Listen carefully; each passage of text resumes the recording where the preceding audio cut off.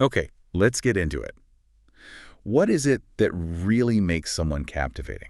We're not talking about, magazine covers or perfectly filtered dating app pics here. Right. Think about someone you've met who honestly maybe didn't tick all the conventional boxes visually, but within like minutes of talking to them, you were just drawn in.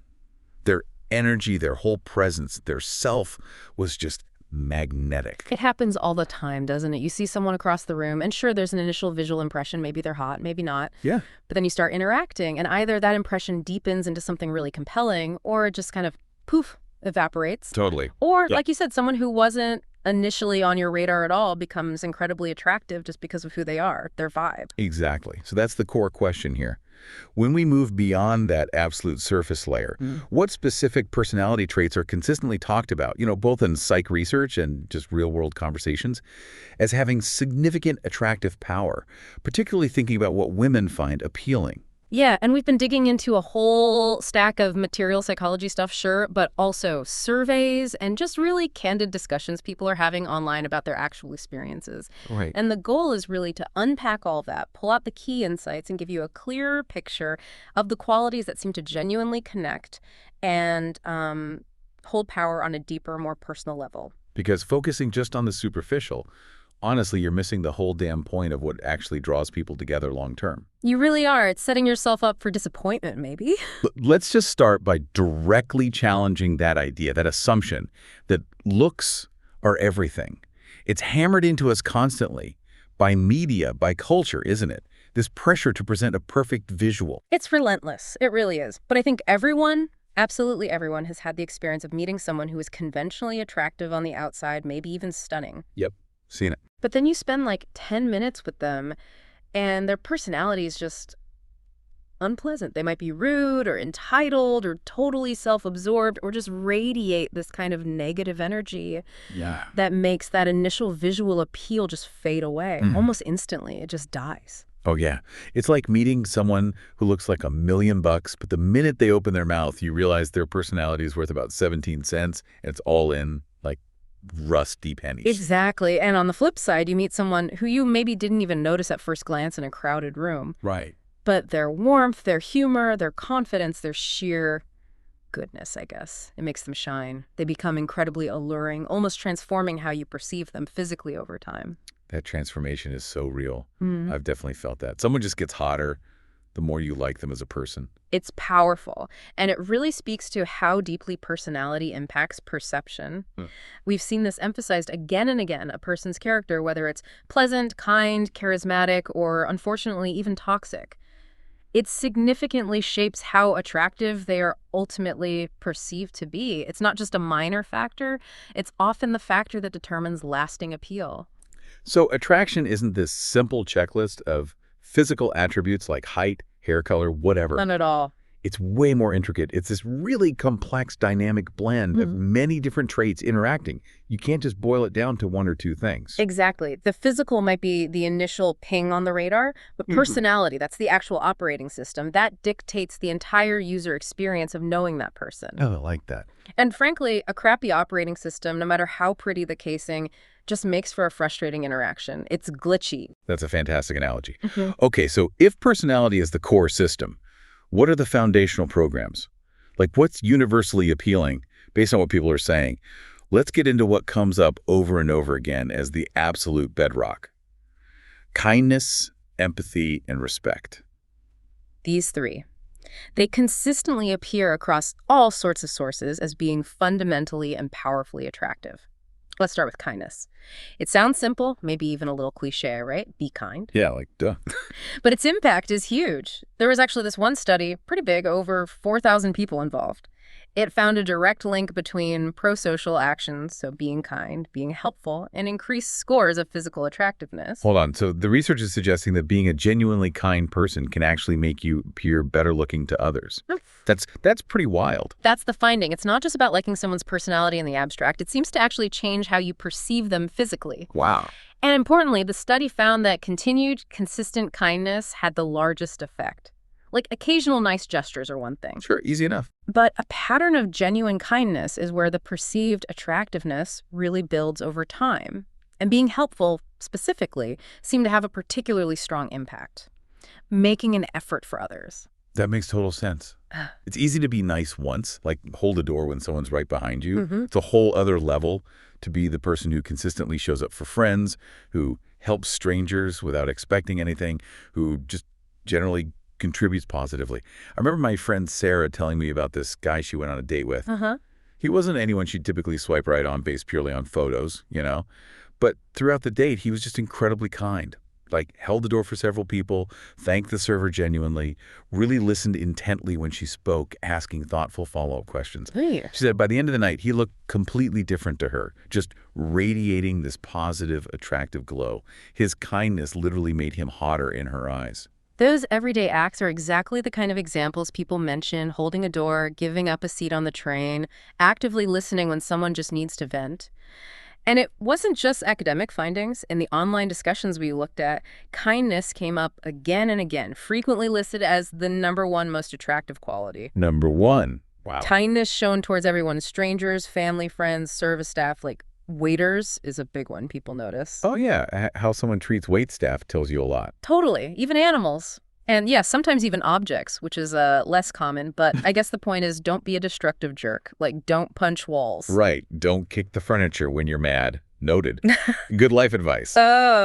There was one specific story in those Reddit threads that really stuck with me. Oh, yeah? Someone described being at some kind of community gathering, right? And there was this individual who was maybe a bit awkward socially, trying to engage people about their interests, but people were being polite, but kind of quickly disengaging, you know, the vibe. Yeah, I know exactly that vibe. Painful. Totally. So this person's date noticed what was happening. And instead of avoiding the awkwardness like pretty much everyone else was doing, he just went over, sat down with the person, and genuinely listened and interacted kindly, asked questions, seemed interested. Oh, that's great. The person telling the story said it cost her partner absolutely nothing to do that, but seeing him extend that simple human courtesy when others wouldn't, it just spoke volumes about his character and made him incredibly attractive to her in that moment. That level of genuine, unprompted kindness towards someone who might otherwise be overlooked is incredibly powerful. It shows real character, and it aligns perfectly with what some psychologists argue, that kindness and cooperation are actually perceived as more attractive than dominance. Actively cultivating kindness and altruism. That's a pathway to attracting women, apparently. So kindness is non-negotiable, it seems, a must-have. And that leads us directly into empathy, because they're practically two sides of the same coin, right? They are deeply connected. Some experts specifically talk about curiosity with empathy, pairing the two. And researchers like those at the Gottman Institute, who are huge in relationship research. Yeah, heard of them. They highlight empathy as a core component of emotional intelligence. It's the ability to attune to your partner's emotions, to really understand and share their feelings, or at least grasp the quality of them. So it's not just intellectually grasping their situation, like, oh, that sucks for you. It's more like feeling with them, or at least understanding the texture of their feeling. Exactly. It's emotional resonance and understanding. And other research supports this too, indicating that traits associated with compassion, empathy, kindness, selflessness makes someone much more desirable as a long-term partner. It makes you feel safe emotionally with them. And that idea of pairing empathy with curiosity, that men who possess both are highly attractive, that feels right. They show a genuine interest in others' lives and experiences, not just as a superficial conversation starter like, so what do you do? But a real desire to understand the other person's internal world. It feels authentic, not like they're just running a script. Which brings us right to respect. Because kindness and empathy, they're actions and feelings rooted in this fundamental principle. Treating another person with respect is the bedrock of any healthy interaction, and certainly attraction that lasts. That online discussion had some really sharp points on this. The idea of men who genuinely like women as people, who see them as equals, who aren't carrying around some general resentment or feeling wronged by women as a group, that shows a deep fundamental respect for half the population, which is, frankly, pretty damn attractive. It shouldn't be rare, but sometimes it feels like it is. It really is attractive. It changes the whole dynamic. It reframes the interaction from potential conflict or like a transaction to genuine connection between equals. And effective communication, as other sources point out, involves respecting your partner's needs and experiences, not just trying to score points or get your own way. And respecting boundaries. That came up repeatedly online. Being aware of someone's personal boundaries, physical, emotional, time-related, Yeah. and respecting them without pushing or testing them. Crucial. Incredibly attractive. It signals that you value their comfort and autonomy above your own immediate desires or curiosity. It seems basic, but clearly it's not universal, and when you see it, it really stands out. Like, wow, this person actually gets it. It truly does. So kindness, empathy, and respect. Far from being just soft skills, they are presented across the board as powerful, essential pillars of attractiveness. The foundation. Okay, shifting from that relational foundation to the inner world, let's explore cognitive traits and internal states like intelligence, intellectual humility, and passion. Absolutely. A fascinating one to start with is intellectual humility. Break that down for us. What does that actually look like in practice? Because Yeah. humility can sound like weakness sometimes. Yeah. Right, but it's not. Confidence, which we'll definitely get into, is attractive. But it needs to be tempered with humility, especially intellectually. This isn't about lacking confidence in your knowledge. It's about recognizing the limits of that knowledge and being genuinely open to being wrong or learning something new. Okay. The opposite is that person who always has to be the smartest person in the room, who dismisses viewpoints that contradict their own, who acts like they know everything about everything. That kind of intellectual rigidity and defensiveness, it often signals low agreeableness, and it's a massive turnoff for many people. Ugh, yeah, the insufferable know-it-all who can't ever admit they learned something new or might have misspoken. Nobody finds that charming. It's exhausting. Precisely. The attractive quality of intellectual humility is that willingness to learn more, to genuinely consider other perspectives, and the confidence to admit, I don't know, or, you've actually changed my mind on that. It's confidence, but without that fragile ego needing to constantly be right. It's open-mindedness combined with self-assurance. That distinction is critical. Confidence without the ego trip. All right, and what about just general intelligence or cognitive ability? That's another trait mentioned in multiple places as being attractive, just basic smarts. Someone online put it pretty succinctly, saying cognitive ability helps everything in life, including having a good sense of humor. And yeah, a quick wit. Being able to follow complex ideas or just having interesting thoughts to share definitely makes someone more engaging to be around. It certainly enhances interaction. And flowing from that, there's a related, maybe slightly less common trait that came up. Narrative intelligence, or the ability to tell a good story. Ooh, this one resonates with me. I love a good storyteller. Me too. It's more than just recounting events like a list. It's the ability to craft compelling, emotionally resonant, meaningful stories and anecdotes. And it's often most powerful and attractive when those stories are drawn from personal experiences and life lessons, shared in a way that reveals insight or maybe a little vulnerability. It shows a reflective mind and the capacity to connect on an emotional level. It's not just dumping information, it's painting a picture. Yeah. Inviting someone into your experience in a way that makes them feel something.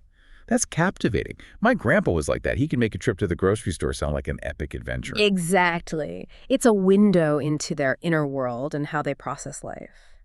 And speaking of inner worlds, passion and having genuine hobbies came up really strongly in the online discussions. This was a big one. So many people mention how attractive it is when a person has things they're genuinely excited about. That anecdote about the guy talking about the Webb telescope with sparkles in his eyes? Yeah. That sheer, unadulterated enthusiasm was described as incredibly attractive. It's the energy, isn't it? Seeing someone light up when they talk about something they genuinely love. The crucial nuance, though, which was also highlighted, is how that passion is shared. Ah, okay. Not just having the passion, but how you talk about it. Exactly. Yeah. It's not about cornering someone and info dumping every technical specification or just talking at them about your niche interests until their eyes glaze over. We've all been cornered by full battles where you feel unheard, attacked, misunderstood. Yeah, those circular arguments that go nowhere. Yeah, exactly. With higher EQ, you have the tools to pause, to listen, to understand, and to work through challenges together, even if it's difficult. It really makes the difference between getting stuck in those same damn negative cycles over and over and being able to actually navigate difficulties as a team and come out stronger. Okay, so what are some practical signs of high EQ in a partner? What does that actually look like day to day? Like, how would you spot it? Well, A partner with high EQ tends to be pretty self-aware. They have a decent handle on their own feelings and how those feelings influence their behavior. They're not just reacting blindly. Okay. They tend to communicate with intention and often with an open heart.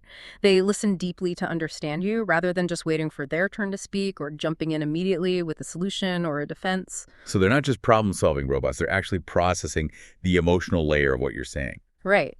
They take your emotions seriously, even if they don't fully understand them or even agree with your perspective on the situation. They validate the feeling itself. They also share their own feelings constructively without letting them explode or just completely overwhelm the conversation. They tend to stay calmer under pressure during disagreements, and crucially, they genuinely try to understand your viewpoint, even if it differs radically from their own. And they usually care about personal growth and the growth of the relationship. It's really about showing up with curiosity instead of defensiveness and taking responsibility for their own emotional reactions. That last part feels so important, taking responsibility for your emotions. It's not your partner's fault if you fly off the handle or shut down. That's on you. It's absolutely on you. Your feelings are yours to feel and manage constructively. And the incredibly encouraging news from all this research is that EQ is not fixed. It's a learnable skill. You absolutely can develop this. It's not like eye color. Okay, spill it. How do you build this EQ? What are some actionable steps someone listening can take, like starting today? Okay, some simple yet powerful practices. First, cultivate self-awareness by learning to pause and check in with yourself before reacting, especially in those heated moments. Take a breath literally and ask yourself, okay, what am I feeling right now? Just naming the emotion, I feel frustrated, I feel hurt, I feel scared, I feel dismissed, can create a tiny bit of mental distance. The buffer zone. Exactly. It allows you to choose a thoughtful response rather than just reacting impulsively from that raw emotion. That pause feels impossible sometimes when you're really triggered. But I get why it's foundational. It takes practice. It absolutely takes conscious effort and practice. Doesn't happen overnight. Second, practice listening to understand, not just to formulate your response or defend yourself. When your partner is sharing something, particularly if it's critical or emotional, make a conscious effort to really hear them. Hold off on mentally preparing your counter-arguments or justifications. Bite your tongue, basically. Pretty much. Ask clarifying questions. Can you tell me more about that part? And try reflecting back what you heard. Okay, so if I'm understanding this right, you're feeling X because Y happened. Is that right? This simple act makes your partner feel truly seen and heard, which builds immense trust and usually de-escalates tension almost immediately. Just validating their experience, even if you don't agree with their conclusion or interpretation, can be revolutionary in a conflict. It really can. Regular emotional check-ins are also valuable. Just simple, short conversations where you both share how you're genuinely doing, emotionally speaking. Like, how are you feeling today? And actually listening to the answer. Not just the fine answer. Right. Actively cultivate self-awareness by noticing the patterns of your emotions, what triggers you. How do those emotions show up in your body? How do they influence your reactions? Practice empathy by actively challenging yourself to see things from your partner's perspective, even and especially when it feels difficult or counterintuitive initially. And consciously work on strengthening your conflict skills by focusing on understanding and resolving the issue itself, rather than getting caught up in blame or who won the argument. And if you're really struggling to implement these or you feel stuck in really negative patterns, don't hesitate to seek outside support. Like, seeing a couples therapist isn't admitting defeat. Absolutely not. It's not a sign of failure. It's a sign of commitment and strength. It shows you value the relationship enough to invest in it. There's this really poignant story about a couple, let's call them Alex and Jordan, who had been together 6 years and were just worn down by constant arguments. Sounds familiar for a lot of people, probably. Totally. Classic dynamic. One felt unheard and dismissed. The other felt their partner was just being overly emotional and demanding. They were just stuck in this frustrating, painful loop. Couldn't get out of it. Yeah, been there. So, through therapy, they focus specifically on building EQ. They practice something called emotion coaching, essentially, learning to pause, listen non-defensively, and validate feelings before trying to solve anything. So instead of Jordan immediately jumping in with solutions or explanations, when Alex came home upset about work, Which probably just made Alex feel more unheard. exactly, he learned to pause, make eye contact, and say something simple like, wow, that sounds like a really heavy day. No wonder you're feeling so overwhelmed. No wonder you're feeling so overwhelmed. That simple shift in language and focus, just acknowledging the feeling. That was it. And Alex, instead of feeling dismissed or needing to escalate to be heard, apparently teared up not from sadness, but from sheer relief at feeling truly understood and seen by their partner for maybe the first time in that kind of situation. It's described how this small, consistent practice cracked something open for them. Their arguments didn't magically disappear, but the dynamic shifted fundamentally. It went from being a tug of war to feeling like a team working together against the problem.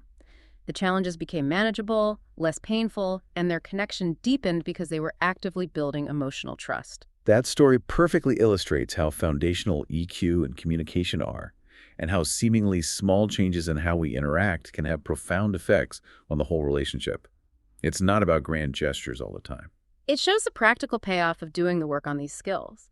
Now, EQ is a huge piece, but there are also more general communication skills that are vital in any healthy relationship. Right, like the basic mechanics of how we talk and listen effectively day to day. Precisely. It's the transfer of information, explaining your experiences, your needs, your thoughts.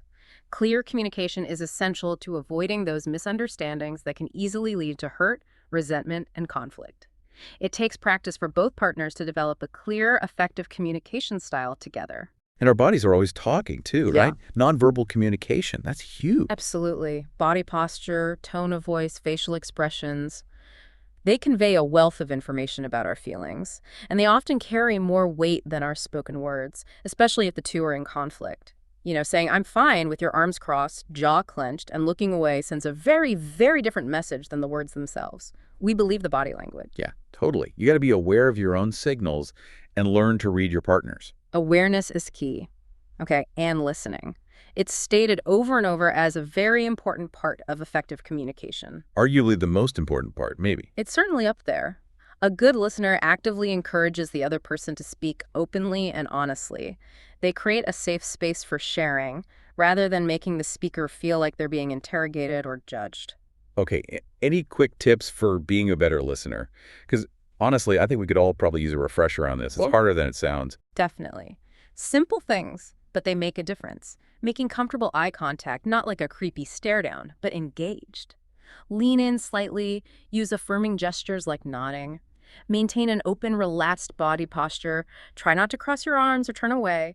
Face the person and try to be on the same physical level if possible, like sitting down together. Minimize distractions. Put the phone away. Oh my God, yes. Crucially, minimize distractions seriously. Put your phone away or on silent. And let the other person finish speaking without interruption. Show genuine interest with your expressions and occasional verbal cues like, uh-huh, or go on, or tell me more. Just show you're tracking. Solid practical advice. What about tips for the person who's actually speaking to help them be heard better? Good question. Use I statements to express your feelings and needs without sounding accusatory. For example, instead of, "You always make me feel ignored," try, "I feel ignored when specific situation happens." It's less likely to put the other person on the defensive. Own your feeling. Exactly. State your needs clearly and directly if you know them. What I really need right now is be mindful of your tone of voice. Sarcasm or aggression rarely helps, and perhaps most difficult but vital, if you are feeling intensely angry or overwhelmed, recognize that you probably won't communicate effectively in that state. It's often better to take a time out to calm down before trying to discuss the issue. Agree to come back to it later. It takes discipline, but it prevents so much unnecessary damage in the heat of the moment. And like we said earlier, if certain topics are just consistently too difficult or triggering to navigate on your own, seeking counseling together is a strength, not a weakness. Exactly. It shows a commitment to figuring it out. And tying this back to attraction, the reliability that comes from someone whose communication aligns with their actions is incredibly attractive. Remember that anecdote about the guy who didn't just say, "Let's hang out sometime," but actually took charge of organizing the date details? Oh yeah, the planner. Yeah. Where, when even finding parking information for his girlfriend who he knew got anxious about those things, that demonstrated care, it reduced her stress, and it built significant trust. His words, "I want to take you out and make it easy for you," were backed up by his actions. Thoughtful planning, clear communication, making him feel safe, and yeah, incredibly attractive. That's showing initiative and attentiveness, which are definitely attractive. Yeah. Actions lining up with words, it's basically reliability in human form. Dependability. Absolutely. It shows conscientiousness and that he was actively thinking of her comfort and needs ahead of time. Big points there. Okay, let's pivot now to confidence. This is almost universally cited as attractive, right? Yeah. But as you alluded to earlier, there's a crucial distinction we need to make. It's not all the same. There really is. Confidence is consistently mentioned as a major attractive trait, often ranked as more important than physical appearance. People are drawn to someone who seems comfortable in their own skin. But there's confidence, the good kind, and then there's, well, the opposite of what we just discussed with intellectual humility, the arrogant version, the asshole version, basically. Precisely. We need to clarify the difference. Confidence is rooted in a positive self-image and a realistic belief in your own abilities. You know your strengths, you trust yourself. Arrogance, on the other hand, is an inflated sense of self-importance, a belief in your own superiority, and often a desire to dominate or diminish others to feel bigger. Dominance itself is that tendency to exert control or influence over others, potentially at their expense. So true confidence, the kind that's actually attractive long-term, is humble, not arrogant. Crucially, yes.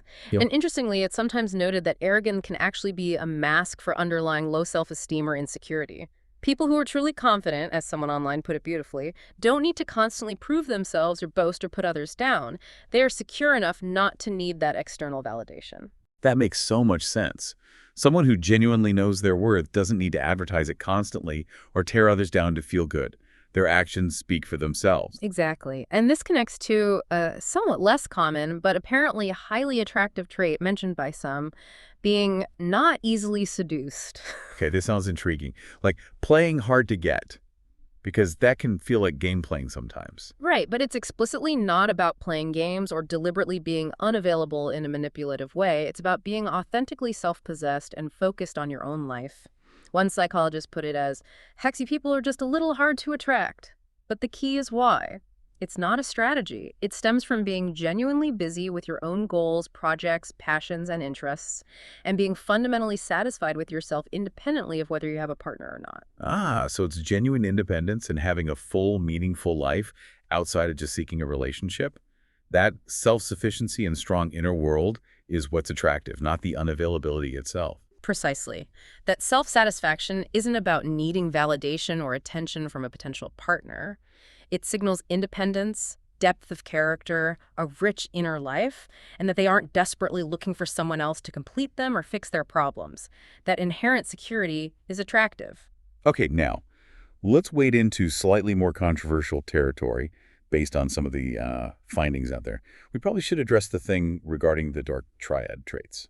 Yes, this is where things get a bit complex and potentially uncomfortable, especially given the strong emphasis on positive traits like kindness and empathy so far. We're talking about narcissism, Machiavellianism, and psychopathy traits generally associated with manipulation, exploitation, and lack of empathy. Not exactly relationship goals. Not at all, but there was a study that explored the perceived attractiveness of this personality constellation. And the finding from that specific study was that the dark triad personality traits were rated as attractive to women, at least in the specific vignette context used in that research. That is what the study found. Now, obviously, this seems to directly contradict everything we've just spent time discussing about kindness, empathy, and respect, which are essentially the polar opposites of these traits.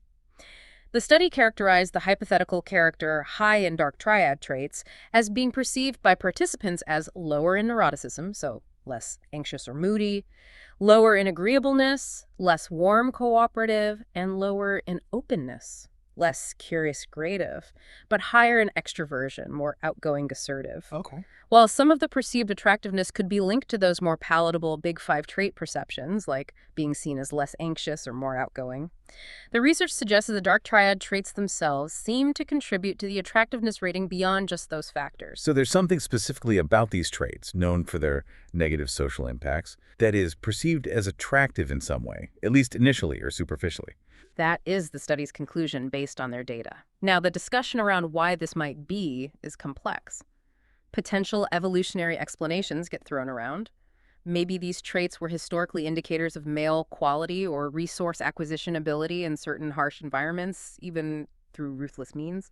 Or maybe it's a more complex dance of sexual selection and sexual conflict, where female preference might be an evolved choice tracking certain perceived benefits, or potentially females are being exploited by these traits in a way that evolutionary counter-responses haven't fully caught up with yet.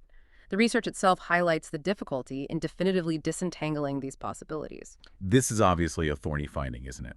especially knowing the real-world harm and relationship dysfunction associated with high levels of these traits. It feels icky. It absolutely is, and it's crucial, as the broader context of relationship health research emphasizes, to frame this finding very carefully and neutrally.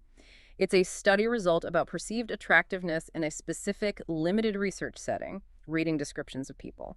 It is absolutely not an endorsement of these traits or a statement about their suitability for healthy, functional, long-term relationships. The vast majority of research on relationship satisfaction points towards kindness, empathy, communication, and respect as foundational. Right, so don't go out trying to cultivate your inner narcissist based on one study. Please don't. This study finding simply highlights the complex reality that traits which might cause initial intrigue or be associated with certain perceived strengths, like appearing less neurotic, more assertive, or perhaps signaling status in a very superficial way, can exist alongside or be part of traits that are ultimately destructive to intimacy, trust, and well-being in a real relationship. Right. It underscores the potential disconnect between initial attraction based on limited information or specific perceived qualities and the actual qualities required for compatibility and happiness in a real ongoing relationship. Something can be perceived as attractive from a distance or in a brief interaction, but be a massive red flag factory when you actually get closer. Exactly. And the study noted that this finding aligns with some previous, also controversial work, suggesting that men with higher dark triad traits tend to report more short-term sexual partners. This adds a piece of evidence that this perceived attractiveness might translate into certain types of short-term mating success, although this is obviously very distinct from relationship satisfaction, stability, or long-term desirability as a partner. It's definitely a complex and, frankly, uncomfortable corner of the research on attraction. A piece of the puzzle, maybe, but one to handle with extreme caution and a hell of a lot of context. Absolutely. Not a blueprint for a healthy life or relationship by any stretch of the imagination. More like a warning sign about the difference between flash and substance. Okay, moving to another area that sparked a lot of different views in the online discussions. The material reality. Success, status, ambition. Do money, career success, or social status actually matter in attraction? Or is that just a stereotype? This was definitely a hot topic. You could feel the energy in the threads. And there's absolutely no single consensus. It's all over the map. Some people firmly argued that, yes, status, power, and competence are inherently attractive qualities, and that success in career or finances is a key way men often demonstrate these things. The idea that women on some level want a man who can support himself and potentially a future family was certainly represented. There was that point raised, maybe a bit bluntly, about a man's overall value to society, sometimes being tied to his success, influencing his attractiveness, like contrasting the societal perception of, say, a high-powered lawyer versus, I don't know, a Starbucks barista. That perspective was definitely articulated, sometimes quite strongly. On the other hand, there were equally passionate arguments pushing back hard against prioritizing wealth or job title above all else. Like the viewpoint that focusing purely on net worth suggests shallowness, and that most women are actually looking for a genuinely good human being, someone kind, respectful, a true partner, valuing chemistry and character, far, far more than his bank balance. Right. And the very practical point was made that those high-status, high-paying jobs like lawyers or doctors can often demand such insane hours and create so much stress that they actually make someone a poor or functionally unavailable partner regardless of their income. I remember reading about someone who dated a doctor. She wasn't broke herself, but their financial compatibility was terrible because he was a massive spender, always needing the newest gadgets, and his entire life revolved around work. The money was technically there, but the shared time, the shared life just wasn't. That story really highlighted that financial compatibility isn't just about how much money someone has, but how you both handle it and what your lifestyle priorities are. Absolutely. And many people shared frustrating experiences with partners who were financially irresponsible or made absolute no effort to contribute, highlighting that while immense wealth isn't the goal for most, being able to reliably support yourself and contribute fairly to a shared life and activities is important.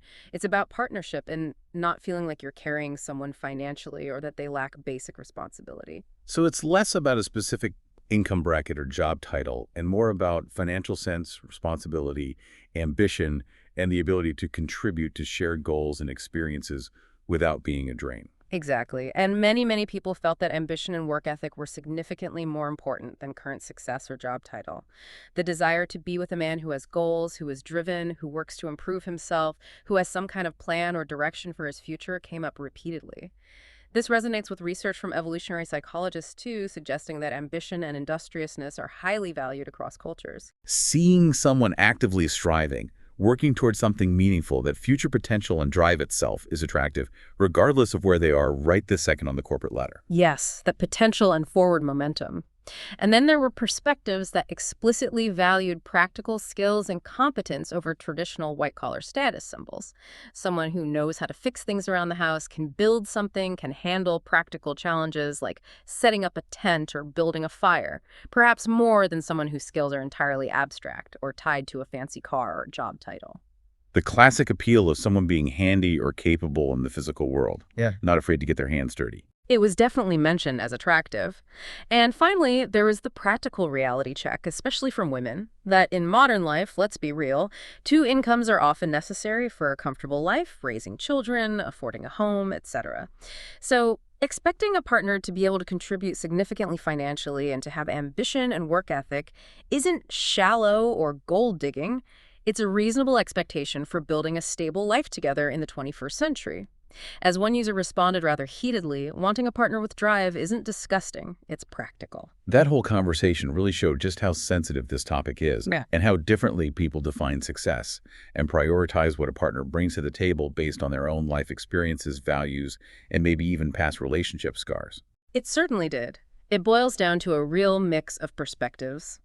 Some genuinely value the status and financial security that conventional success often brings. Others prioritize the underlying traits like work ethic, ambition, and financial responsibility, or specific practical skills, viewing them as more important for building a functional, supportive life together, regardless of flashy markers of wealth or status. No easy answer. No single answer there, for sure. Depends heavily on individual needs and what kind of life you're actually trying to build together. All right, let's wrap up with some practical, maybe sometimes overlooked traits that came up repeatedly in the discussions, things you can actually see and observe pretty easily, like hygiene, attentiveness, and basic skills. Stuff that seems obvious, but maybe isn't always there. These might seem really simple, almost trivial compared to like emotional intelligence, but they were mentioned surprisingly often, especially hygiene, like a lot. Oh my God, hygiene was a huge point in the online discussions. Apparently, basic cleanliness is not as universally practiced as one might hope or assume. Kind of horrifying, actually. It wasn't just about personal body hygiene, though that was absolutely paramount: showering, deodorant, clean clothes. It extended to the cleanliness of their living space, their car, even things like keeping their bathroom relatively tidy if they lived together. Specifics mentioned included dental hygiene, bad breath is a killer, fingernails, feet, earwax, and general body odor, just basic maintenance. There was that wild anecdote someone shared, I think maybe referencing a reality show like 90 Day Fiancé, about a partner who just flat out refused to shower regularly. Like, seriously, how is that even a question for a functional adult? That's a hard and fast no for anyone who has to be within like 10 feet of you, let alone intimate. Right. It seems incredibly basic, level zero stuff, but its frequent mention underscores just how important it is and maybe how often it's lacking. And interestingly, just to show both sides, there were some perspectives shared in the discussion suggesting that sometimes women's personal spaces or restrooms might be less tidy than stereotypically expected, just presenting a different angle on the hygiene cleanliness coin. Fair enough. Messiness isn't gender specific. But the overwhelming sentiment was that good personal hygiene, smelling decent cologne, was mentioned positively by some, if not overdone, and just generally presenting yourself cleanly is absolutely non-negotiable. It's table stakes for attraction.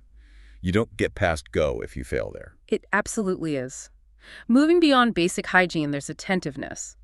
This refers to paying attention to the little things about a person, showing you're actually listening and registering information. Like remembering small details from conversations you've had, stuff they mentioned offhand. Exactly. Remembering their favorite type of chocolate, recalling a small detail they mentioned weeks ago about their family, or remembering that they can't sleep well when it's raining heavily. It shows you are actively listening and that they are important enough for you to retain those details. It makes people feel seen and valued in a very specific way.